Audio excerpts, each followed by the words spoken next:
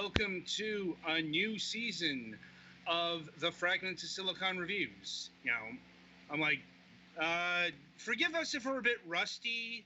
Uh, it's been, 2 weeks since our last recording? Maybe a bit more? Something like that. Yeah. Point is we haven't done this in a bit of time, and it just may take us a few minutes to find our findings as we get back into the swing of things. Anyway, with that, up this week we have 3 games. The first of which is a landmark for this review series, as it's the first multi-format review of Fragments of Silicon. And that is to say, we are reviewing this on 2 platforms. The game is Oh My God Zombies, or OMG Zombies. More on the title in a little bit because it's got some history, but we are reviewing both the PC version, of which 3 of us have, and Gollix will be regaling us with the Switch version. And that's actually the main thrust of our review here, because Oh My God Zombies, or OMGZ as it originally was known, has a very long history. This is not a new game for most platforms except for the Switch, which just got released a couple weeks ago. But this particular title can trace its way all the way back to another portable system, a Sony portable system, the PSP. As it was released in 2011 as a PSP Mini, of all things. Which is what, their digital-only stuff, or? Think of it like Xbox Indies. Basically. Mm-hmm. I'm like, and you can see that in the design. As this game is very portable friendly, but we'll get into that in a bit. Anyway, OMG Z evolved into OMG Zombies on the PC. Also, there is another game called OMG Zombies. It was a SpongeBob game of all things. That's a little odd, but okay. It was like Nickelodeon's OMG Zombies, but that's not that the name is the only thing that's connecting the two. But let's just say, anyway.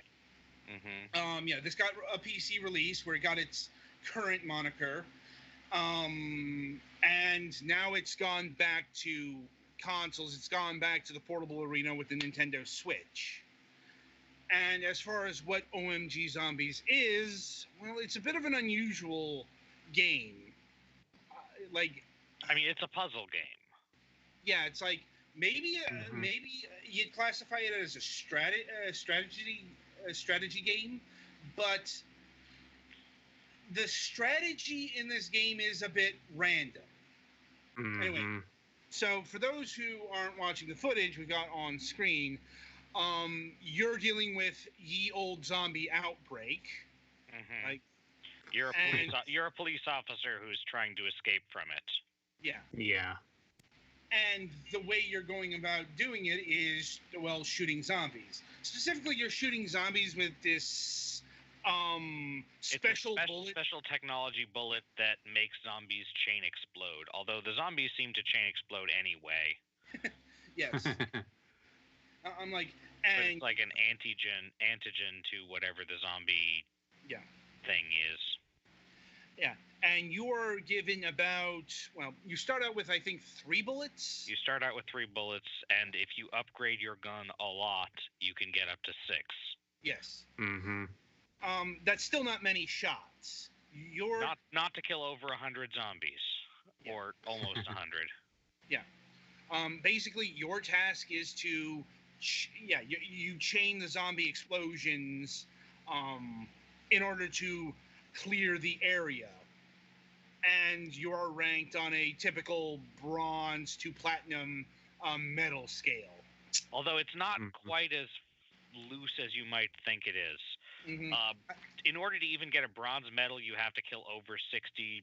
It might be over 70% of the zombies. Silver is over 80%, gold is over 90%, and platinum is 100%.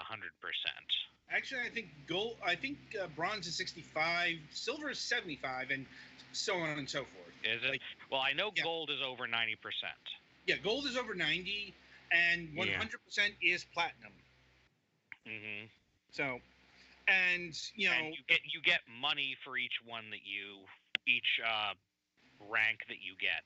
Right. So that lends a sense of replayability. And with the money you can upgrade. The upgrades are not fully selectable. Like, you can choose what you're upgrading, but not how. Yeah. You can upgrade your gun. Yeah. You can upgrade the explosive barrels that appear, and you can actually upgrade the various types of zombies. So that for the regular zombies, you can increase how big they explode, how much damage they do when they explode, and I think how many zombie people there are. For the fat ones that explode wider but do less damage, you can increase their radius and population, but not their damage. Mm-hmm.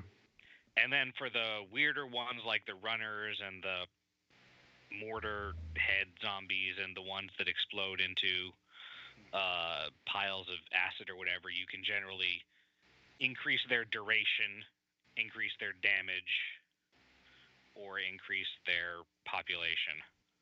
Mm-hmm. Also, there are flaming barrels that you can upgrade as well. Yeah. Oh, and the guys with guns, you choose like how many times they ricochet or how many things they can go through. Yeah. And I gotta say, when it works, it's really satisfying to get a chain reaction of like 100 zombies or whatever. Mm-hmm. Yeah.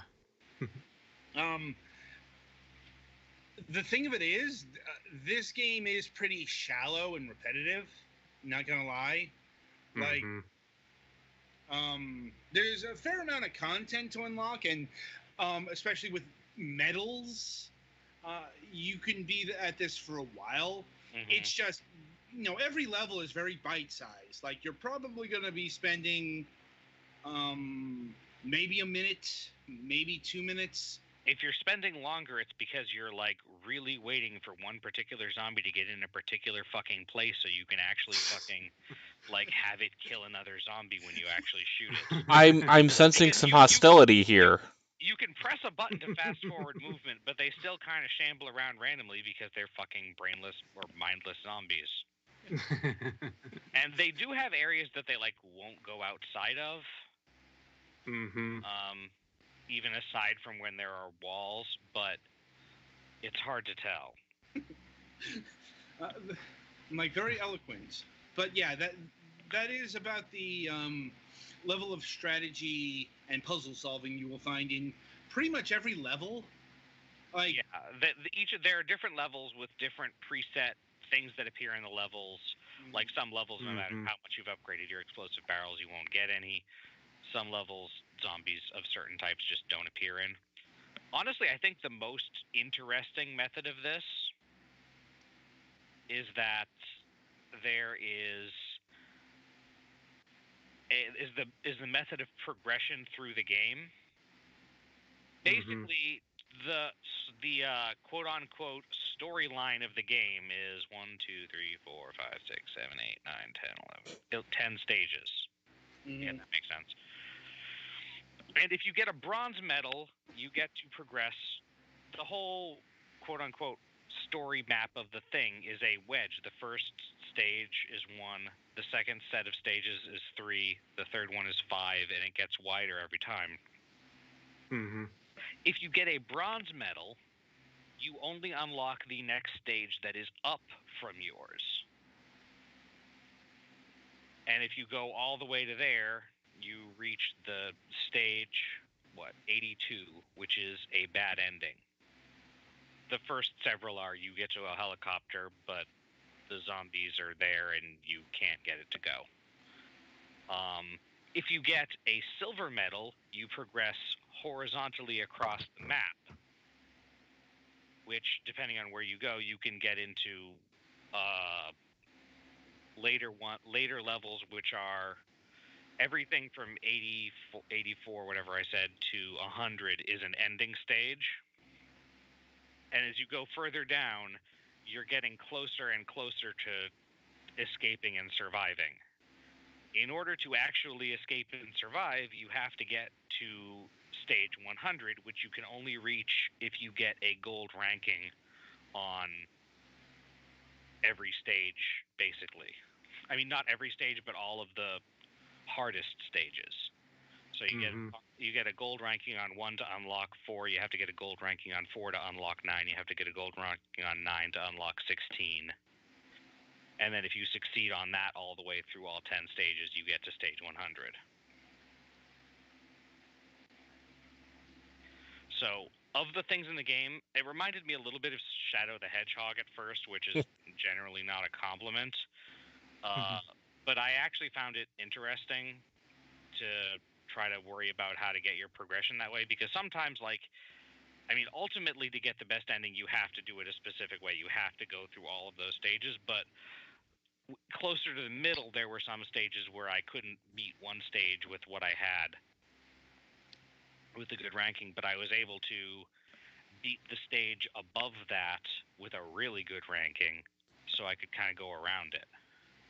And then since you get money every time you beat a stage with any kind of medal, you can use that to build up money for the harder stages. Right, and while you're talking about this, Galax, is there anything in particular to the Nintendo Switch version? Like, is there any HD Rumble? How does it function with the Joy-Cons and so on and so Can forth? you There's substitute the main character for Mario? There's no HD Rumble. The Joy-Cons work fine as every other controller. You do need both controllers, and actually it does have touchscreen support if you're playing it in handheld or tabletop mode. I didn't use that much because I didn't have a thingy, and I don't like getting fingerprints on my screen. But the controls are basically, you have one joystick to move things around. The shoulder buttons turn on color coding of zombie types and zombie health bars, which is really helpful because early on your gun does not kill a full health zombie in one hit, and most zombies start with less than full health. There's a speed up button. There's the pause button. There's a zoom in button, which is useful. The left trigger is zoom in. So yeah. And there's actually a pretty thorough manual, interestingly. A lot of games don't really have that these days.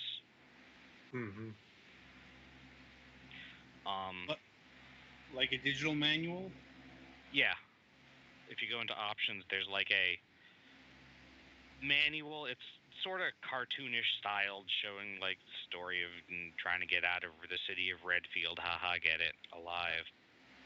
But it has a pretty thorough comic style of like what all the icons on the interface mean and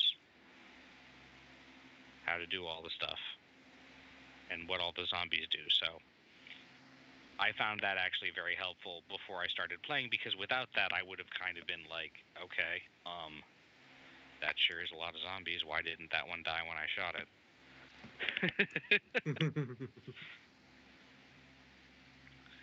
But yeah, there were obviously no significant performance issues. This looks like a pretty low the most intensive graphics processing intensive things in this game are probably the zoom in effect on the sniper scope and the trajectory for the randomly firing bullets. The sound is kind of harsh.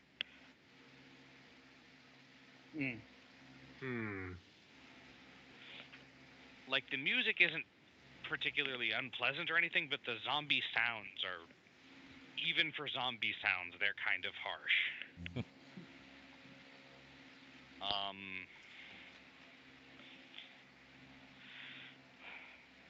On one hand, I kind of wish the upgrade paths had been customizable, but on the other hand, I understand why they're not, because otherwise people would just buy, like, all of the best ones for... Like, population isn't necessarily a useful thing to upgrade on zombies.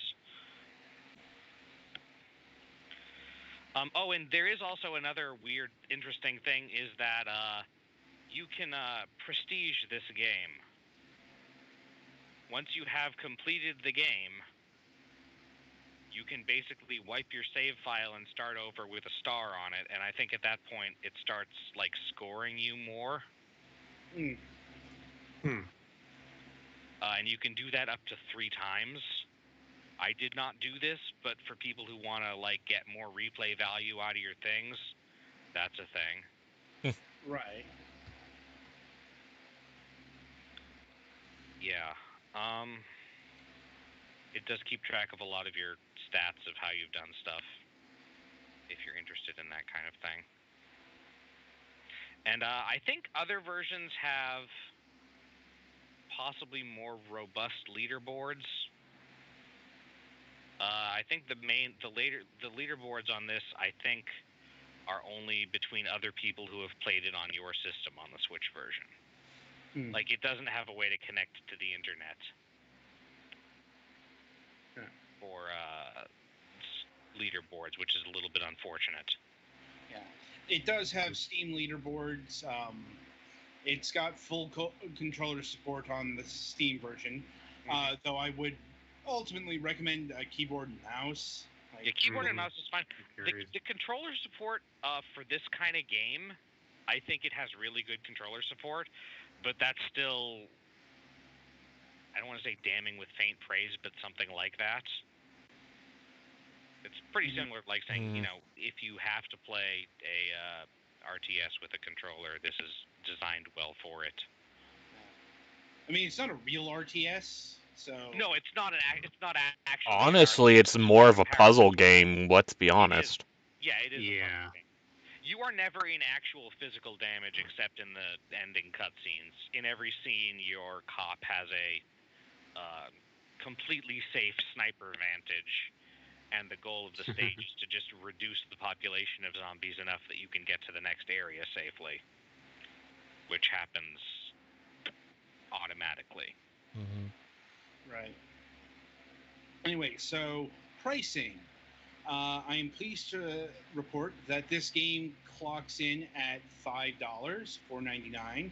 I believe that that is the price on Steam. I believe that is also the price on the Switch. As far as getting, like, the original PSP game, you can't anymore. The Sony PSP minis were discontinued and delisted a long time ago. Like, yeah, I can't tell you what the improvements are, but this version, I mean, aside from the sound being a little bit grating, is actually pretty good. So. Yeah. Anyway, is the game worth it at that price point? Definitely. And given the overall design of the game, I'd say it's better as a Switch game, because... Yeah, this is a good game to pick up and play for a little while. Yeah. Like, you know, it's one of the... We describe this as usually the mobile experience, and, you know, the Switch being a handheld is part of that experience. You know, it's like, just the overall design really was built for, you are waiting for the bus. Yeah. Or, you know, you're in the dentist's office, or, you know, you're waiting somewhere and you knock out a couple of levels, or, you know, any sort of situation where you're playing for like 5-10 minutes is where I'd recommend playing this game, because if you play it for like a couple of hours, it's really gonna start to grind on you. Unless you're, like, doing something else at the same time. Right, but I mean, if you're actually focusing on the game, like, its repetition will become really front and center after a while. Yeah. Like, so, like, overall, I guess in terms of scoring, it's a solid game. Just if you in small doses, like.